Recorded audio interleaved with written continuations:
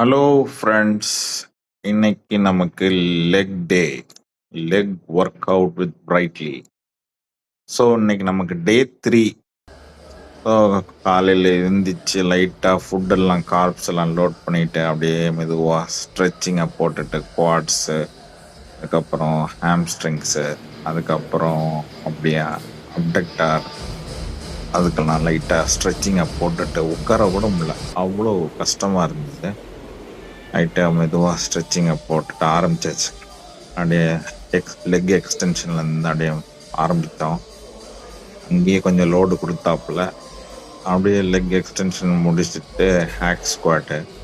ஆனால் hack squat low வெயிட்டில் போட்டு கொஞ்சம் நிறைய இருப்ப பண்ணோன்னா நம்ம ட்ரைனர் பார்த்தாப்புல இது பத்தில் போல இருக்கு அப்படின்னு சொல்லிட்டு இன்னொரு பிளேட்டை தூக்கி போட்டாரு.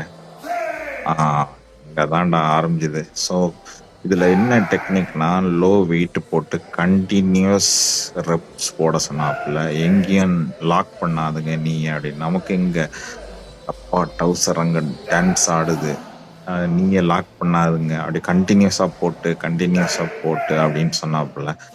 அங்கே நான் கதறி அழ ஆரம்பிச்சிட்டேன். கண்டினியூஸாக போடும்போது அது அந்த குவாட்ஸ் அப்போதான் கதறுங்க.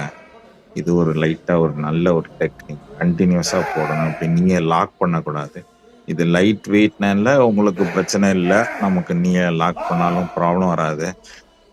ஸோ நான் லைட்டாக கதறத சவுண்டை உங்களுக்கு கூட்டி வச்சு காட்டி தரேன்.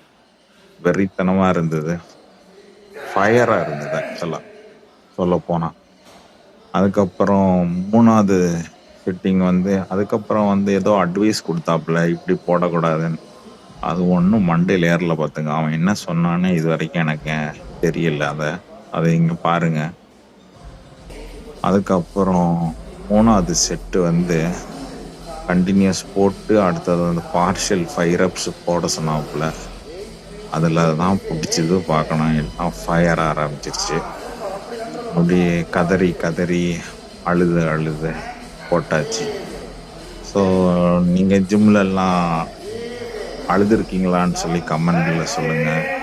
இதுதான் நமக்கு ஜிம்மில் அழுறது, அதாவது என் கதறலை கேட்கும் அப்படின்னு சொல்லிட்டு கத்தி கத்தி போட்டுருவேன் முடியாது.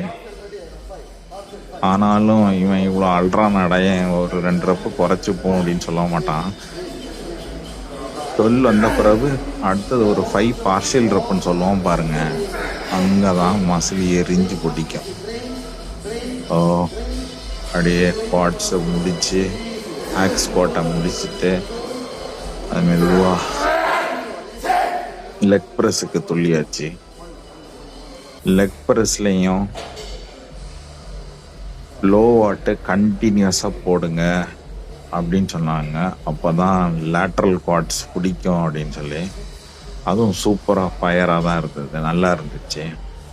சரி, பைப்பில் 2 பிளேட் போடுவோம் 3 பிளேட் போடுவோன்னு பார்த்தா 4 பிளேட்டை தூக்கி போட்டு கண்டினியூஸாக போடணும். 20 to 25 reps ஃபீல் பண்ணுங்க அப்படின்னா. ஆனால் தொட்டால் தான் தெரிஞ்சது, அந்த லேட்ரல் சைடு லேட்ரல் குவாட்ஸ் அப்படியே எரிஞ்சிட்டு இருந்தது. அப்போ இப்படி எரிஞ்ச ஃபீல் சூப்பராக இருக்கும், நல்ல ஒரு ஃபீல் கொடுக்கும். அது போடுறவங்களுக்கு அந்த ஃபீல் நீங்கள் என்ஜாய் பண்ணீங்கன்னு நினைக்கிறேன். ஸோ அப்படியே மக்களே அப்படியே மெதுவாக லெக் ப்ரெஸ்ஸை தள்ளியாச்சு, அழுது தள்ளியாச்சு. தள்ளிட்டு அப்பாடா அப்படின்னு சொல்லிட்டு அப்படியே அழவும் செய்யாச்சு. அப்புறம் குவாட்ஸ் நல்லா பிடிச்சிருச்சு, அதனால் அங்கே போய் படுத்துக்கிட்டேன். படுக்காதெல்லாம் இங்கே குப்புரை போடுறான்னு சொல்லிட்டு ஹாம்ஸ்ட்ரிங்கை போட்டாங்க.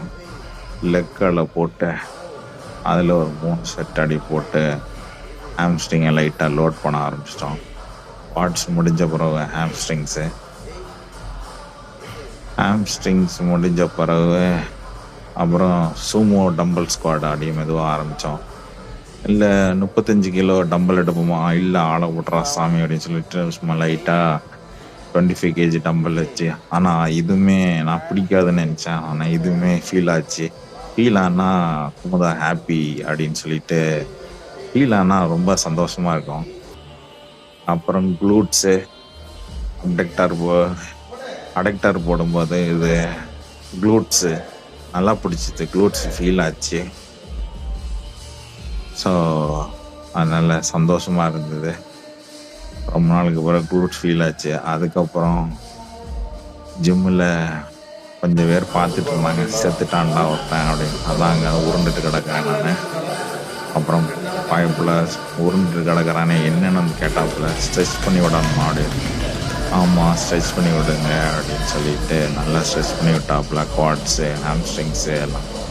ஸோ அந்த கை அடிக்கிறது என்னென்னா, நம்ம வந்து அப்படி ஸ்ட்ரெச் பண்ணி மேக்ஸிமம் போகிறது வந்து ஐயோ அம்மா ஆத்தா அப்படின்னு சொல்லும்போது விடுவாங்க, அப்போல்லாம் பேச முடியாது. ஸோ இதுதான் வந்து இந்த leg massage. It's money can buy. எவ்வளோ தான் கோடி காசு ரூபா கொடுத்தாலும் இதெல்லாம் யாரும் பண்ணிவிட மாட்டாங்க. அப்புறம் ஃபைனலாக கேட்டாப்புல இட்ஸ் அன் ஆசம் டே அப்படின்னு. ஐயோ மக்களே சொல்கிறேன், awesome day. Felt really awesome. ஆனால் அப்புறம் ஃபைனலாக முடிச்சு வெளியில் போகும்போது ஒரு மென்டல் வெல்பீயிங் கிடைக்கும் பாருங்க, அதாங்க லெக் டேல. So watch out for day 4. Thank you.